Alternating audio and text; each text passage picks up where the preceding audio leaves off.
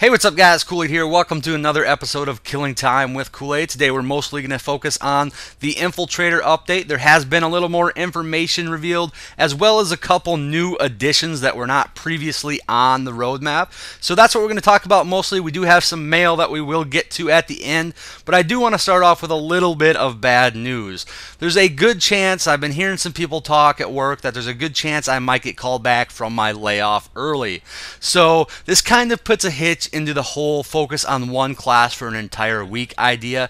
So what I plan on doing now is doing 2 to 3 videos on each class, just kind of shorten it up a little bit. I'm going to take the montage thing out, and I'm not going to do anything on the Infiltrator because I already focus on the Infiltrator so much anyway, and with the new update coming out, I'm going to be doing so much more on the Infiltrator. So I'm going to try to squeeze in the rest of the classes before the Infiltrator update comes out, and probably do a montage at the end of that trying to feature all 4 classes. That way I'll just be assured that I can either get it done before I go back to work, or, still have enough time while I'm working to do it and still be able to get it out before the Infiltrator update, just because once that comes out, that's going to take kind of my full attention for probably a couple weeks, and I don't want to, stop after 1 or 2 classes. So that's probably what I'm going to do. I will, like I said, do a montage featuring all 4 classes. I do plan on doing a new updated cert guide for all the classes, and I do also plan on doing some loadout suggestions that are kind of more geared towards beginner, and I'll kind of cram like 3 or 4 loadouts into one video for each class. They won't be as specialized or specific as my normal loadout videos. That'll give newer players, or just any players looking for a little bit of advice, a overall general idea of some different types of loadouts for different situations. And one last quick note before we do get started on the Infiltrator update. I said I wasn't going to do one of the class weeks or class, loadout things for the Infiltrator since I've done so much. I do plan on trying to get the low zoom bolt actions in a good gunner polished turd, as well as possibly the Eridani. It did receive a good buff in Performance Update 02 as well. So I want to try to get those in before the Infiltrator updates actually come out as well. So anyways, let's get started on this Infiltrator update. I'm not going to read over everything, just go over the changes that were made.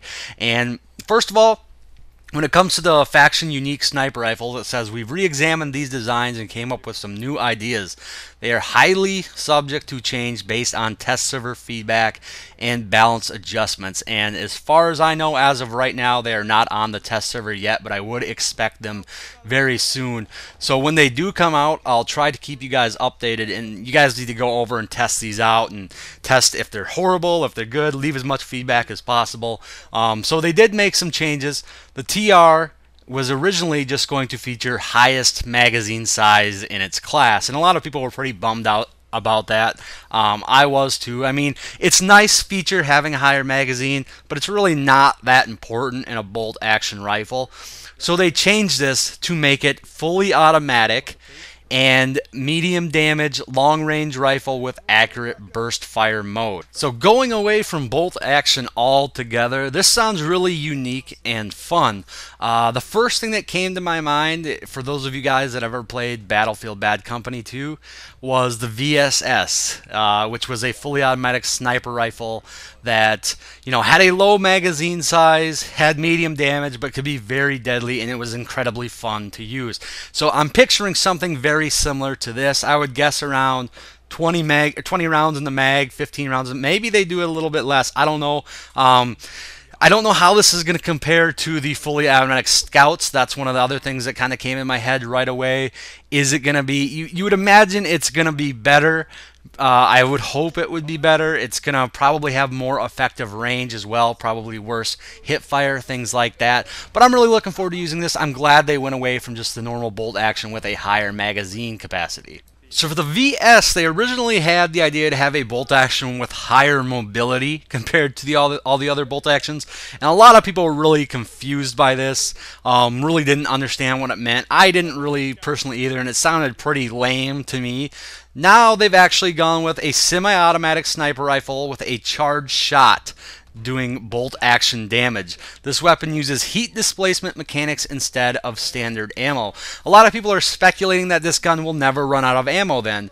That does sound like the case when you start talking heat displacement mechanics instead of standard ammo. That's not really a big deal. People are making that out to be like, oh my god, that's overpowered, you don't run out of ammo. You get so many rounds when you start with a sniper rifle anyway. It's really not that important unless you just miss all the time or you're on some crazy ass kill streak. You typically don't run out of ammo that often. If you do, it's not that hard to replenish. So for the bolt action mechanic of this rifle, I would expect it to work a lot like the Lasher, where you're going to charge it up, obviously, and if you don't release the shot on your own, it would do it automatically. That way, it's got a higher skill ceiling than the other bolt actions, so you can't have the best of both worlds in one weapon, or else there'd be no reason to, really use the other bolt actions as much. But again, this is just speculation on my part. Now, when it comes to the semi-automatic aspect of this weapon, and again, just speculation, we don't have much info out on these, I would guess that it might have a higher rate of fire, but a little bit less damage. That way you can really take advantage of the heat displacement mechanic. However, I would guess that if you are popping off all them rounds really quickly, that you're going to get less rounds than you would with a normal semi-automatic sized magazine. Again, just speculation. This could be completely different. Just going from what information we have right now, they definitely have to make this weapon so it's not the best of both worlds. They have to make it so it's different from the regular semi-autos and the bolt actions for the VS.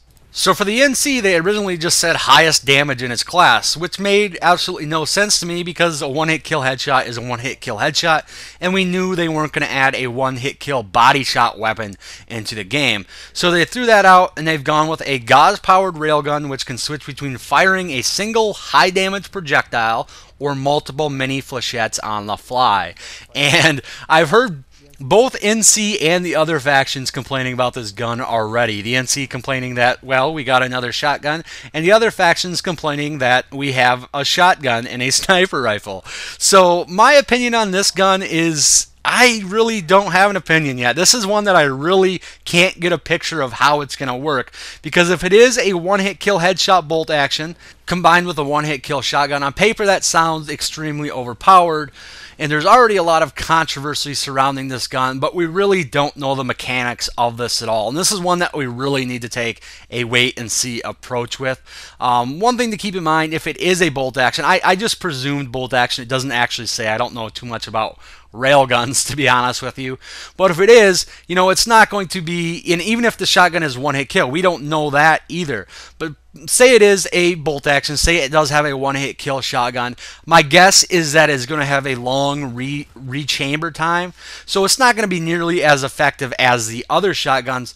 But then again, you're an infiltrator, you can take a shot, you can cloak, you can rechamber, and rinse and repeat. So I just don't want to talk about this too much. That's pretty much my thoughts on it so far. We're really going to have to just take the wait and see approach with this gauze-powered shotgun bolt action thingamajig. So the first new addition we have that wasn't previously in the Infiltrator notes is a new faction shared SMG, a new NS SMG.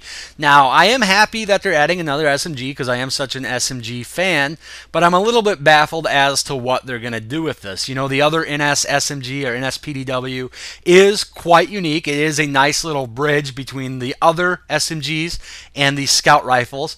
So that is a unique SMG for everybody to use, but I don't really have any idea what they're going to do with another SMG. There's a pretty big variance right now, and just being an SMG, you can guess it's going to be a close quarters weapon, but it's just really hard to speculate what they're planning with this one. If I had to guess, I would say it would act more close quarters, so it'd be, more than the PDW is what I'm trying to say, but I really have no idea.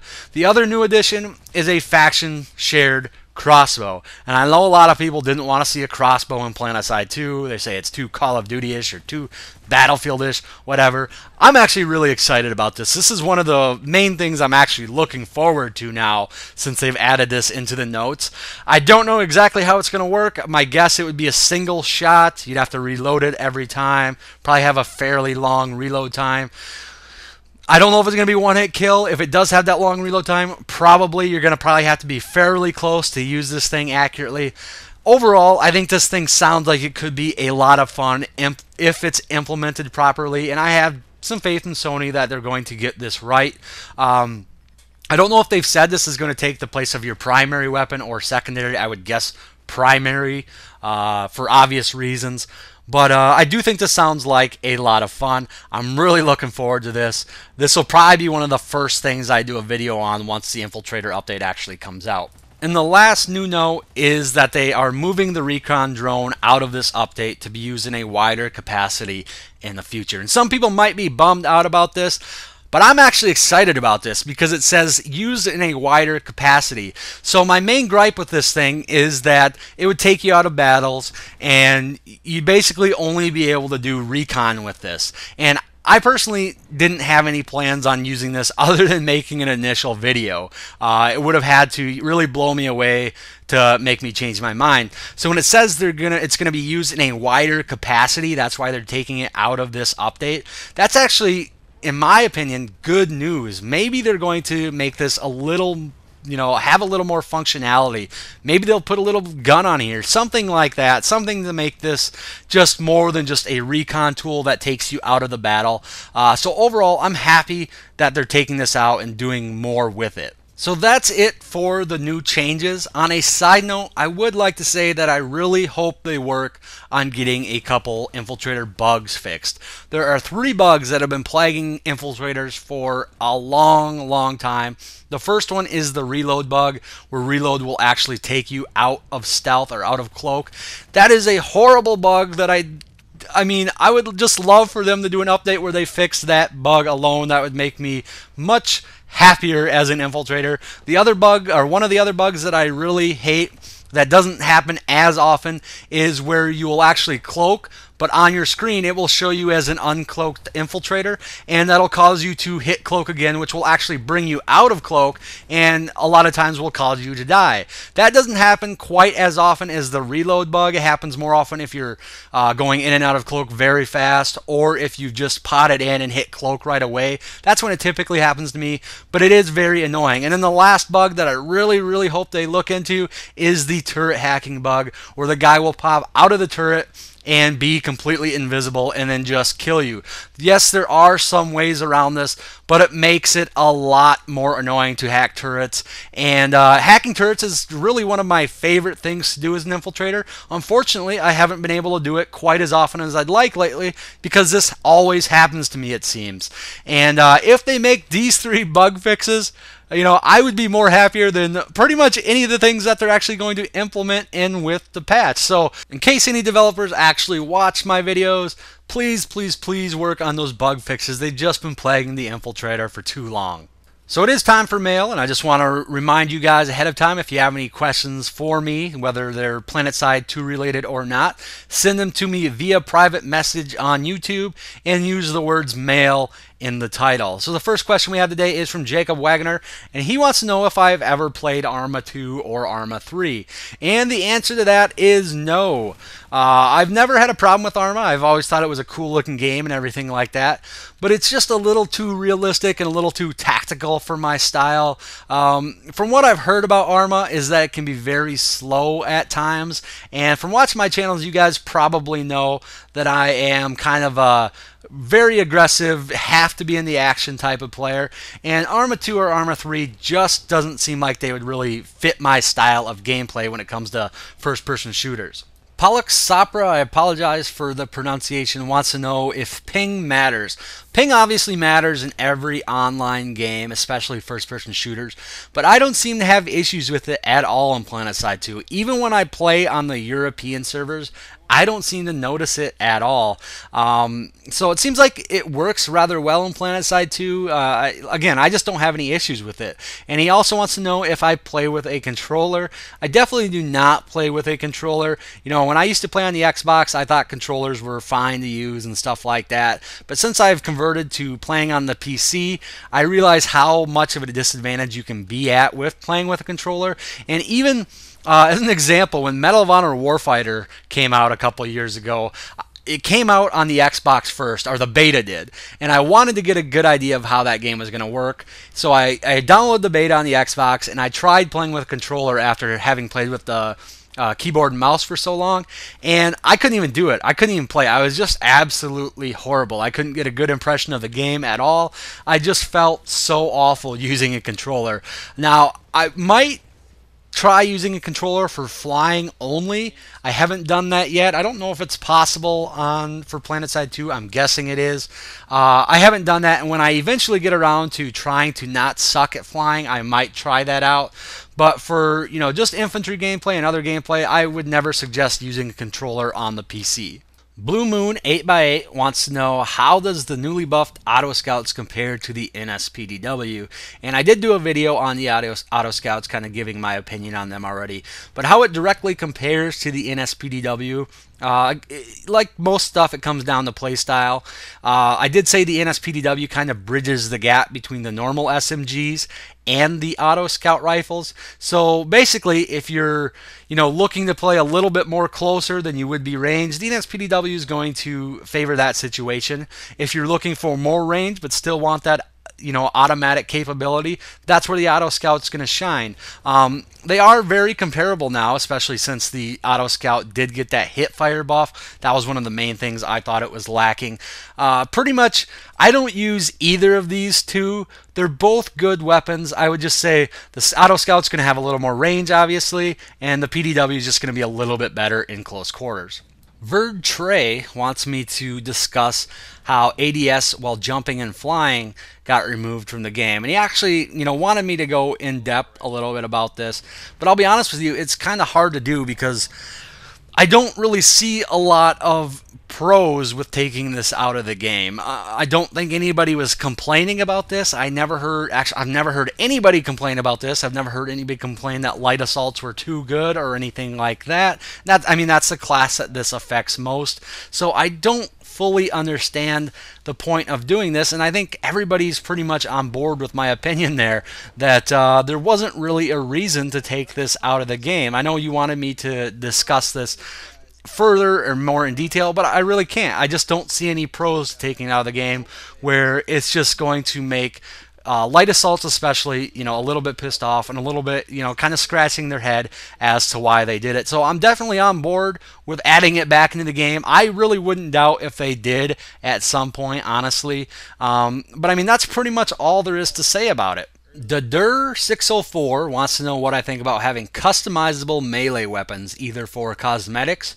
or all with different stats. If you just look at the cosmetic aspect of that, I have absolutely no problem with putting different designed weapons for melee in the game, even if they cost an outrageous amount of money. If you want to make your melee weapon look different than somebody else's and you're willing to pay for that, that's perfectly fine. It'll help support the game by throwing more money at it.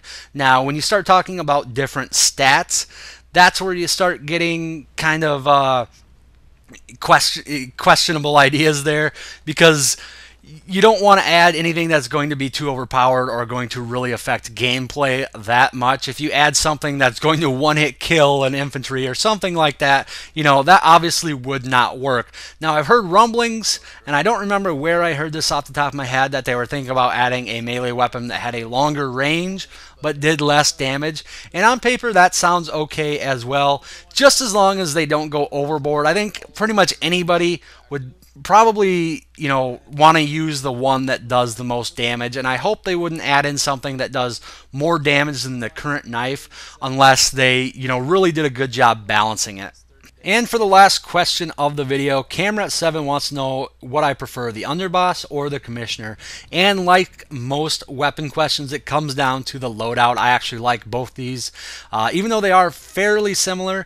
Typically, on my sniper loadouts for any of my factions, I have the Commissioner equipped, just because if I need to do some quick melee kills, I can do a shot knife combination, which does seem to work better with the Commissioner. On other loadouts, on other classes, I'd probably prefer the Underboss, just because it has that little bit better rate of fire. It's a little more forgiving, a little bit easier to use, but really it just comes down to loadout and what class you're playing. So anyways, that's pretty much it for this episode of Killing Time with Koolaid. I hope you guys are all looking forward to the Infiltrator update as much as I am, especially with the new additions. And I do want to apologize for kind of maybe letting you guys down without being able to spend that whole week dedicated to each class, but I'm still going to try to do that in sort of a mini condensed version. There will be new cert guides out. There will be new loadout videos for each of the classes. And yeah, guys, that's pretty much it. So as always, thanks for watching, and I'll talk to y'all later. Going. You're in the outfit, I'm not. So you should be the squad leader.